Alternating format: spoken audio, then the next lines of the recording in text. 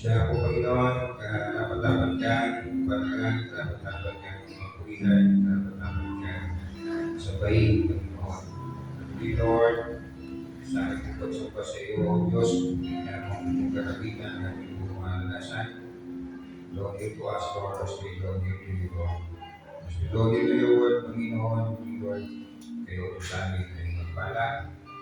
Turuan niyo kami, Panginoon, bigyan ng pagkaunawa sa inyong salita. At turuan kami ay sundin, ito ay isang palataya ng Panginoon. Sa inyong niyaya, Lord, kayo magpala sa gawain ito. Sabihin natin namin ang pagiging niyo sa mga namin sa buhay.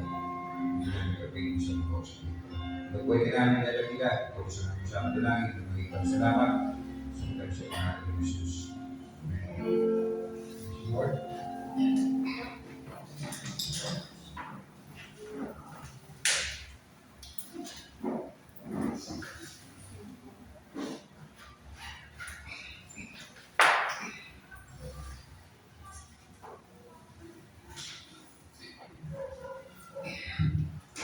Hindi po ito natin ang salita ng Panginoon mula po sa Roma, kabanata 12.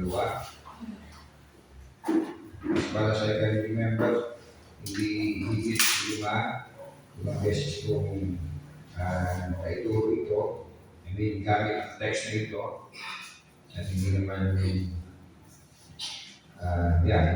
sa ibang pagkakataon. Roma, kabanata 12, talata 1 hanggang 2. Romans chapter 12, verse 1 to 2. Kaya nga, mga kapatid, alang-alang sa masaganang habag ng Diyos sa atin, ako'y nakikiusap sa inyo na i-alay ninyo ang inyong sarili bilang isang handog buhay, banal at tagulog-tugod sa Diyos. Ito ang karapat-dapat na pagsambahan ninyo sa Diyos. Huwag kayong makiayon sa takbo ng mundo nito. Sa halip, hayaan ninyong baguhin ng Diyos ang inyong pag-iisip upang maunawaan ninyo ang kanyang kalooban. Sa gayon, magagawa ninyo kung ano mabuti, kalugod-tugod at kanyang kalooban ng Diyos. Gusto ang magpala sa kanyang salita. Ito yung nilalagay ko natin dito sa tatlong salita. Itong sinabi ko ni Apostle Paul, Romans 12, verse 1 and 2. Sin no more. Sin no more.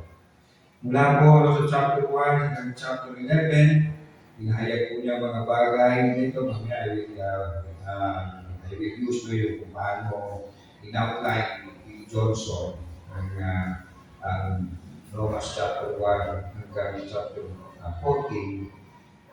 Pagdating sa chapter 12, last chapter 14, ay ang pagsasabuhay ng mga aral ko na kinalakay ko ni Paul sa mga previous chapters. So this is the application. The application, I believe, again, kung lalagay natin ito sa tatlong salita, I think, Romans 12, verse 1 to 2, sin no more. Again, si Phil Johnson po, ng Grace to You, nagpapasulat po ni John MacArthur, ilagay niya po sa tatlong outline ang po ang sinulat po ni Pablo sa mga taga-Roma. Chapter 1 to chapter 3, righteousness defined, katwiran ng Diyos o kanyang katarungan ay minsan, tapos sa bawat ang Diyos ay matuwid, tayo ay nagkasala, because of the glory of God. And then, chapter 11, ating ng chapter 3, righteousness supply, bigay ng Diyos ang pagpapawa ng sala. As we know, gusto ko magkita ng pananampalataya sa Panginoon Jesus. And then, in chapter 14, righteousness supply, pagsasabuhay ng katwiran ng pagpapawa ng sala ng Diyos sa ating. So, natin tingnan Romans chapter 8, talata 29 hanggang 30. Ito ay tinawag na golden chain or order of salvation. Sa Romans chapter 8, 29 to 30, tayo na gumawa ng booklet nito para pag-regulayan natin ang pag-aralan. Pinatawag itong golden chain. In Romans chapter 8, 29 to 30, Sapagkat sa mula-mula pa ay alam na ng Diyos kung sino ang magiging Kanya, ang mga ito'y pinili. So, for you, niya upang maging katulad ng Kanyang anak. Sa gayon, siya naging panganay sa lahat ng maraming magkakapatid. Verse 30, ang mga pinili, predestined, or election, ang mga pinili niya noon pang una ay Kanyang tinawag, calling, or call. Respectual calling. At ang mga tinawag ay kanya rin pinawalang sala, justified, justification. At ang pinawalang sala ay kanyang binhagian ng kanyang kaluwagatian, glorified, o glorification. Makita natin ang kaligtasan po ay lubos. Hindi po hanggang justification lang, o hindi hanggang sanctification lang, kundi hanggang glorification. Ibig sabihin po ng glorification po ay makasama na ang Panginoon sa buhay na walang hanggan, with a glorified o makalangit na katawan. Again, dito po sa text natin, Romans chapter 4, verse 1 and 2, I think, no? Aswak po yung team natin, see no more, sa mga talata dito. Pero nilibay sa pagpupuntos, yung may bahagi mula sa talata natin yung regulayan. Ang pinanguhugutan ng pakiusap ni Pablo, pangalawa, ang pinakikiusap o pinapakiusap ni Pablo, at panghuli, ang paraan sa paggawa ng pinakiusap ni Pablo. Okay, point 1, ang pinanghuhugutan ng pakiusap ni Pablo. Kung ano ang kanyang ground, saan ang gagaling si Paul, no? Sa kanyang pakikipag-usap o pinapakiusap sa mga sinulatan niyang mananampalataya sa Roma na kanyang pinagmamakaawa o nagawin. Again, sabi po ng verse 12, letter A, kaya nga mga kapatid, alang-alang sa masaganang habag ng Diyos sa atin. So yung kanyang pinapakiusap, ang kanyang pinanghuhugutan, kung saan siya nanggagaling, ay doon sa masaganang habag ng Diyos. Na sabi nga po niya, mga kapatid, alang-alang sa masaganang habag ng Diyos sa atin. Sa ESV, I appeal to you, therefore, brothers and sisters, by the mercies of God. So yung pinanghuhugutan ng kanyang pakiusap sa mga mananampalataya sa Roma ay yung habag ng Diyos na kanila naranasan. Again, hindi sinabi po ni Pablo na para kahabagan tayo ng Diyos, pakiusap ko, bigyan yung buhay. Kundi sabi niya, pakiusap ko sa inyo, yamang natanggap natin ang masagang habag ng Diyos. Ito ang aking pakiusap. Look at Romans chapter 7, simula verse 22 hanggang chapter 8, verse 1. You see, kung gaano po si Paul nagpupuri sa Panginoon dahil sa kahabagan na kanya po naranasan at naranasan sa Panginoon. Romans chapter 7, simula verse 22 hanggang chapter 8, verse 1. Ito ang natuklasan ko, kapag nais kong gumawa ng mabuti, ang masama ay malapit sa akin. Si Paul po ay sasalita po dito, no? Sa buhay na meron na siyang pananampalataya.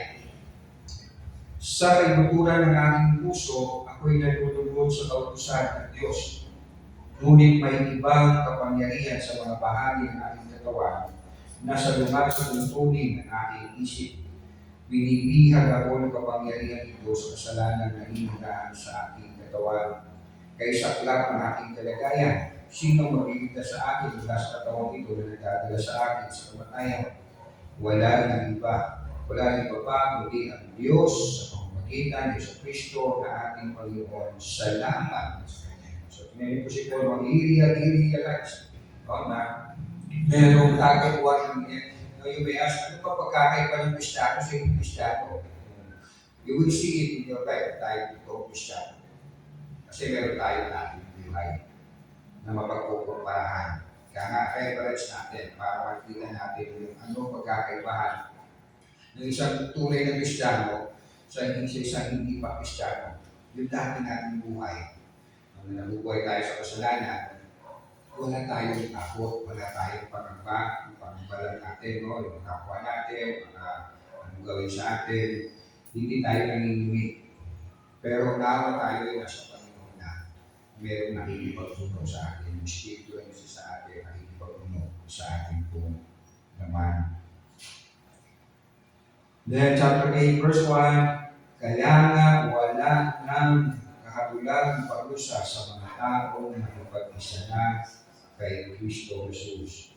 There is therefore no condemnation for those who are in Christ Jesus. Ito rin po sa verse 21 ng chapter 8 hanggang last verse ng chapter 8 again. Ano masasabi natin tungkol dito? Kung ang Diyos ay panig sa atin, sino makakalaban sa atin? Kung ang sarili niyang anak ay hindi niya pinagkait, sa halip ay binigay para sa ating lahat, hindi kaya niya ibibigay ang masagana sa atin. Hindi kaya ibibigay ng masagana sa ating lahat ng bagay. Sino makakapagharap ng palatang laban sa mga hinilan ng Diyos? Gayong ang Diyos ang nagpawalang sana sa kanila.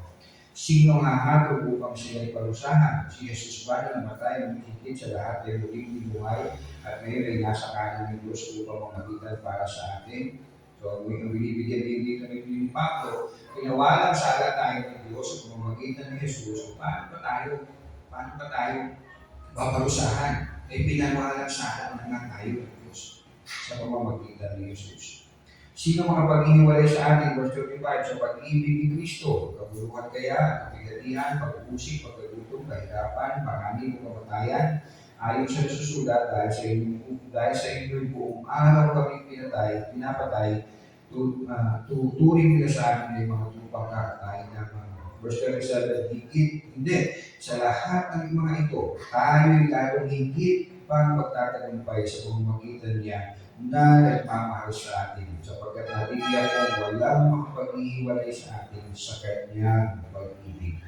Kahit ang kamatayan, ang buhay, ang mga anghel, ang mga pamunuan, at ang mga kapangyarihan, ang kasalukuyan, ang hinaharap, ang kataasan, ang kalaliman, o alinmang nilalang ay hindi makapag-ihiwalay sa atin sa loob sa pag-ibig ng Diyos na pinagkaloob sa atin sa pamamagitan ng Kristo Jesus na ating Panginoon.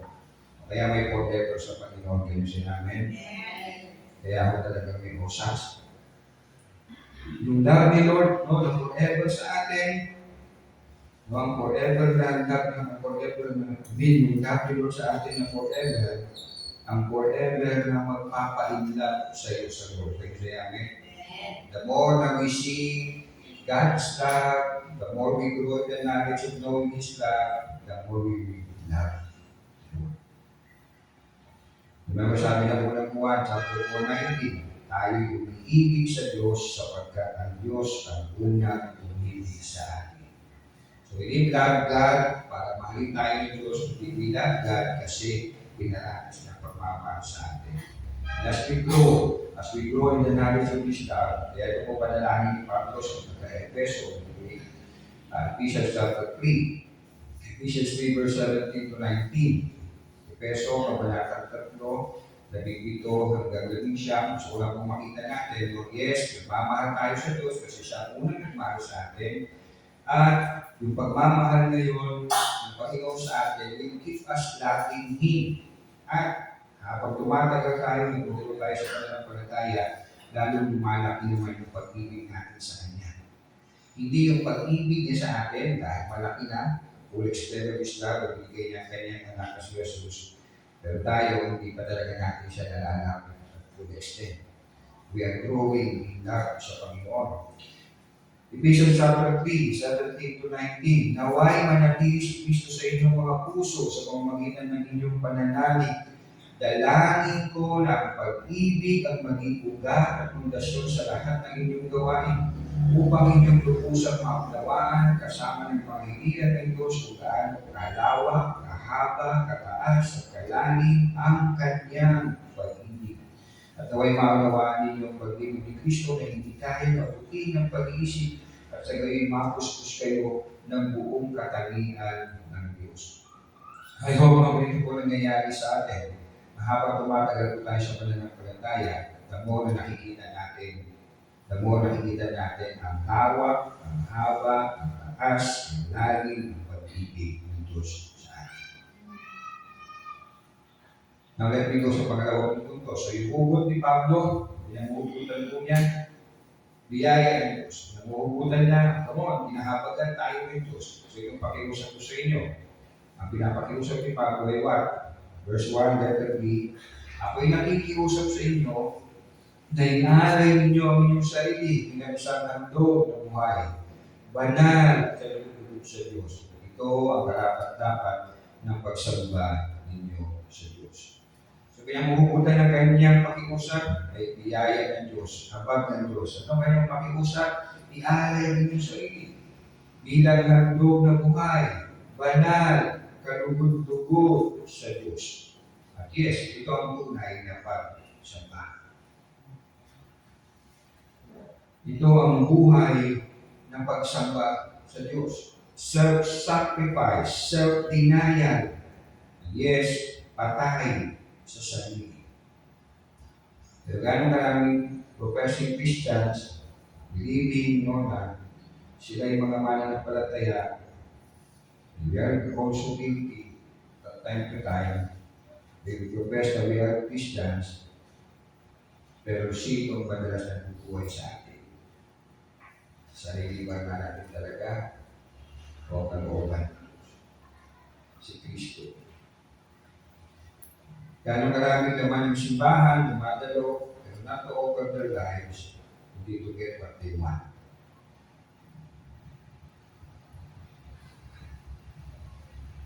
Ang pagkatawag ng Diyos sa atin is never for us to live in our ways, in our wants. Hindi ang pagkatawag sa atin ng Diyos, mamatay ka sa sarili, mabuhay ka para sa amin. Yan ang utos, yan ang kalooban ng Diyos sa atin. Amen. Sa John chapter 12, 1 kabanatang 22, ang salita dito, verse 25. Ang taong nagpapahalaga sa kanyang buhay ay siyang mawawalan nito. Ngunit ang taong hindi nagpapahalaga sa kanyang buhay sa daigdig na ito ay siya magkakaroon ng buhay na walang hanggan. John chapter 12, verse 25. At yes, hindi niya lang po sinabi, hindi ginawa na ito. He lives, he breathes, he eats, he drinks, he lives for his Father's will. Yun ang kanyang ginawa sa kanyang buong buhay. Gawin ang kalooban ng Panginoon. Isa nga sabi sa kanyang mga anak, yung pagkain ko ay sundin ang kalooban ng aking Ama na nasa langit. Balikan po natin ang John chapter 12, bago po yung verse 25, let's read verse 20. May ilang Griegong dumalo sa pista upang sumamba, verse 20 ng John chapter 12. Lumapit sila kay Felipe at taga-Bethsaida sa Galilea pakiusap. Nais mo namin makita si Jesus. Ito sinabi ni Felipe kay Andres at kasama sila ng sabi nito kay Jesus. Verse 23. Sumagot si Jesus, dumating na ang oras upang luwalhati ang anak ng tao. Verse 24. Pakatandaan ninyo, hanggang hindi nahuhulog sa lupa ang puti ng trigo at mamatay, mananatili ito kahit isa. Kung ito'y mamatay, kung ito na sagana. Hindi nga po ba, ito kayo po yung kanyang kamatayan. Kanyang kamatayan po ay bunga ng kaligtasan sa marami. Nagbigay ng buhay na walang hanggan sa marami. Kaya si Jesus, he lived all his life to please his Father in heaven. Hanggang ang usap ng Kalbaryo. At sinundan po yan ng kanyang mga apostol. Dahil pamilya sa atin yung sinabi ni Pablo. Sa verse 20 ng Galatia. Galatia chapter 2, verse 20, kaya hindi na ako ang nabubuhay ngayon, kundi si Kristo na ang nabubuhay sa akin. At ang buhay ko ngayon sa katawan ay kinabubuhay ko sa pamamagitan ng pananampalataya sa anak ng Diyos na nagmamahal sa akin at naghandog ng kanyang sarili para sa akin. At ikinakanta natin no longer I, but Christ lives in me. Ito ang buhay ng mananampalataya. Araw-araw ay nabubuhay tayo para sa Diyos at araw-araw ay namamatay sa ating sarili. Pero ang tanong, gaano kadalas ang nabubuhay sa atin ay ang Diyos o para sa nabubuhay ay tayo ang sarili. Hindi pa ko tayo perfect, ano siya? Amen. Pero ang tanong, ano ang madalas nabubuhay? Ang sarili natin o ang Panginoon sa buhay natin? Yung may asawi lang na binigay ko ng buhay ko sa Panginoon. Nakita ko natin yan sa third point. But yes, tinignan lang natin yung buhay natin, kung ano mga ninanais natin sa buhay, ano mga pinapangarap natin sa buhay, ano mga pinagkakaabalahan natin sa buhay, ano ang pinagsasaya natin sa buhay, ano ang pinag-aalala natin sa buhay, will tell us kung sino ang buhay sa atin. Kung si Kristo pa o ang ating sarili. While you are believing in following God, sabi ko, meron po isang page akong pinakinggan, pinarapis ko na lamang. Sabi niya, may mga professing Christians, they follow for their own convenience, not conviction, not commitment. Nagpapahayag na Christian sila para sa kaginawaan, nakakatulong, nakakabuti sa kanila, hindi dahil sa matibay ang kanilang paniniwala pananampalataya sa Diyos. Natatayuan nila kahit may mga tiisin o may mga sakripisyo. Gano'n kaya maraming Kristiyano? Well, sabi ni Jesus, hindi ka maaari ng disipulo ko kung hindi mo tatanggihan mo sa sarili, papasanin ko at sumunod sa akin. Yan ang buhay Kristiyano. Pero gano'ng kadalas na tayo nagbubuhay ng gano'ng buhay? Denying ourselves and living for God. Isang pakiusap ni Pablo on the ground. Come on, inahabagan tayo ng Diyos. Marapat na ialin natin ang ating buhay sa Diyos. Isang handog, isang alay, ng buhay at banal. Pangatlo pang muling puntos, ang paraan sa pagpapagawa ng pinapakiusap ni Pablo. Ang paraan sa paggawa ng pinapakiusap ni Pablo. Sa verse 2, huwag kayong makiayon sa takbo ng mundong ito. Sa halip, hayaan ninyong baguhin ng Diyos ang inyong pag-iisip upang maunawaan ninyo ang kanyang kalooban. Sa gayon, magagawa ninyo kung ano mabuti, kalugod-lugod at ganap na kalooban ng Diyos.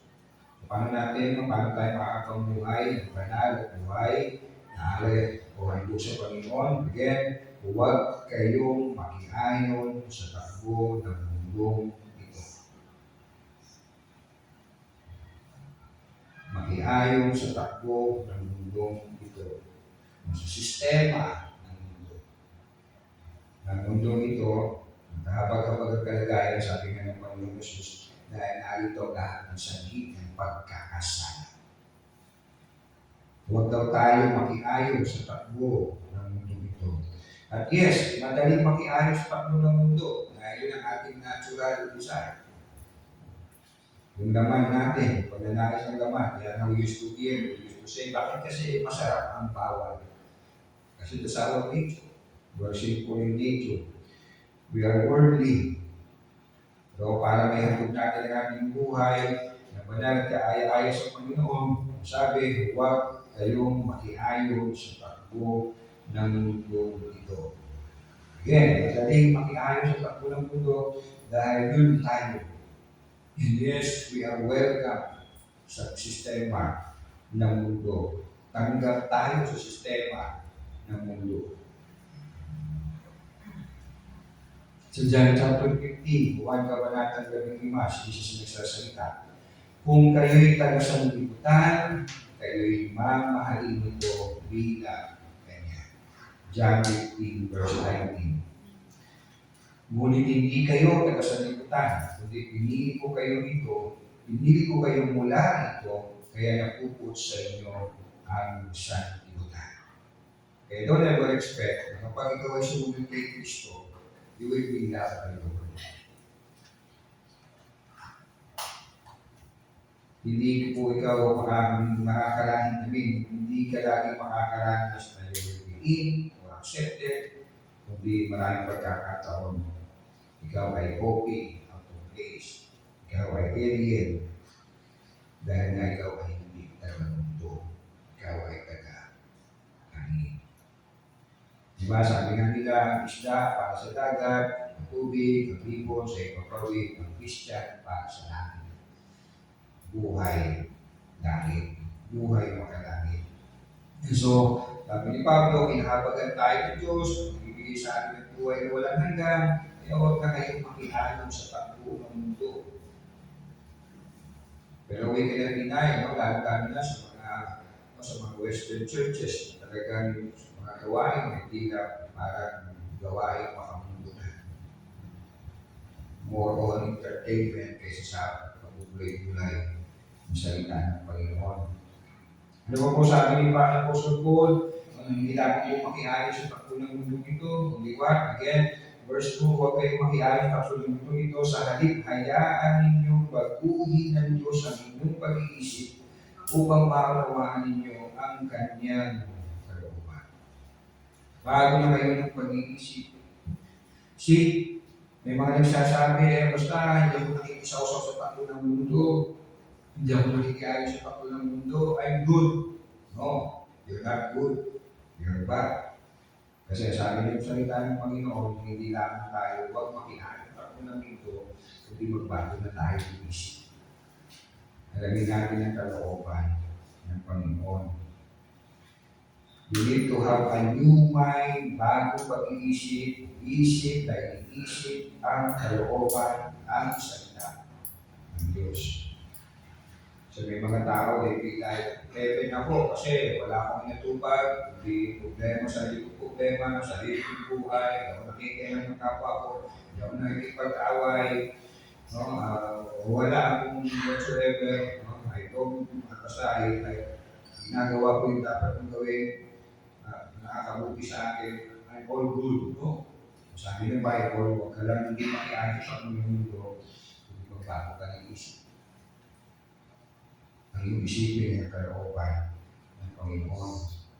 In Awit chapter 1, reading verse 1 hanggang 3. Mapalad ang taong hindi nakikinig sa payo ng masama at hindi sumusunod sa masama nilang halimbawa, hindi siya nakikisama sa mga kumukutya at hindi nakikisangkot sa gawaing masama. Hindi natapos doon. Ito. Sa halip, kasiyahan niyang sumunod sa kautusan ni Yahweh. Yung gulay-gulay niya ito sa araw at gabi. Katulad ay kung kahoy sa tabi ng isang batisan, dahil sariwa ang dahon at namumunga sa takdang panahon. Ang walang kanyang gawin, siya ay nagtatagumpay. So hindi natatapos doon sa hindi ka nakikisama, hindi ka nakikialam sa gawain ng masama. Yes, we go to the Word of God. Ito ay gawain, ito ay gulayan, at ito ay sundin. Again, hindi lamang makialam sa takbo ng mundo, kundi magbago ng pag-iisip, isipin ay ang Diyos, kalooban ng Diyos. Kasi hindi lamang salita ng Diyos nagbibigay sa atin ng information, kundi ng transformation. Pagbabago ng buhay. So hindi lang tayo makikinayo sa takbo ng mundo, hindi unawain natin ang kalooban ng Diyos, ay siya magpaparanas sa atin ng tunay na pagbabago. Let me end reading 1 Thessalonians chapter 4. Unang Thessalonica, kabanata 4. Unang Thessalonica, kabanata 4. You may ask, yung kalooban ng Lord sa akin. Chapter 4 ng Unang Thessalonica, verse 1 hanggang 3. Verse 1 to 3. Kaya nga mga kapatid, sa pagbagay na pinapakiusap namin at pinapayo sa inyo sa pangalan ng Panginoon Jesus, sana'y lalo pa ninyong pagbutihin ang inyong pamumuhay ngayon sa ayon sa inyong natutunan sa amin upang kayo'y maging kalugod-lugod sa Diyos at ripos.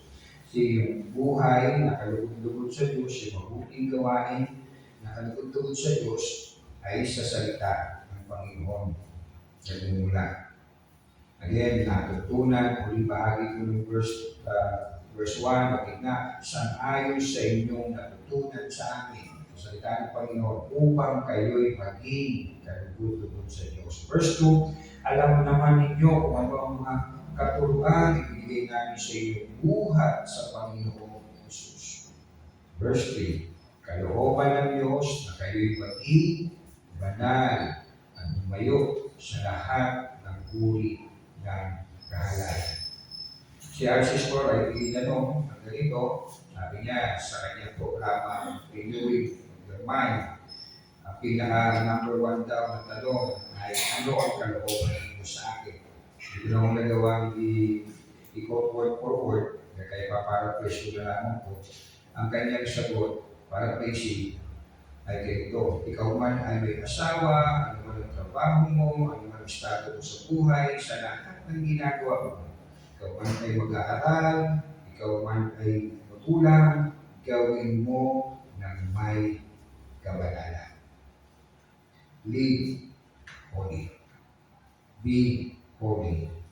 Yes, kanya ating pong tema, live, sin no more. Dahil yung Lord, maraming pong salamat.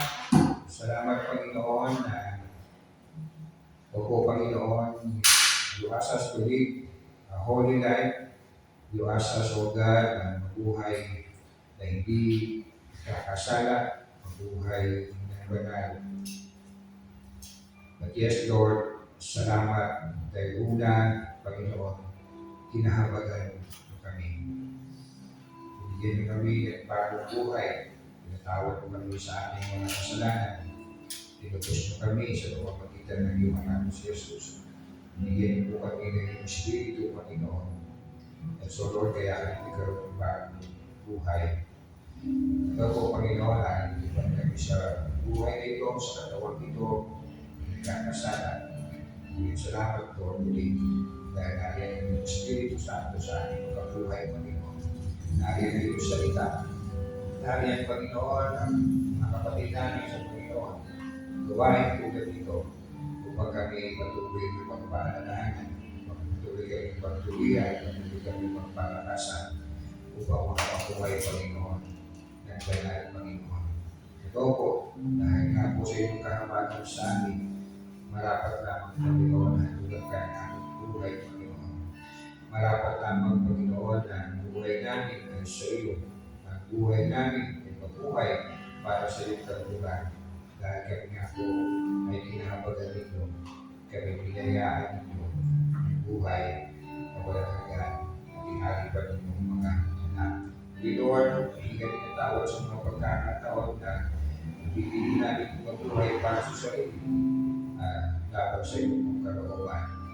Ito po, Panginoon, forgive us and help us, enable us, O God, na lagi po makapabuhay, Panginoon, hindi para sa sarili, kundi para sa iyo pong kaluguran, sa iyo pong kapumihan.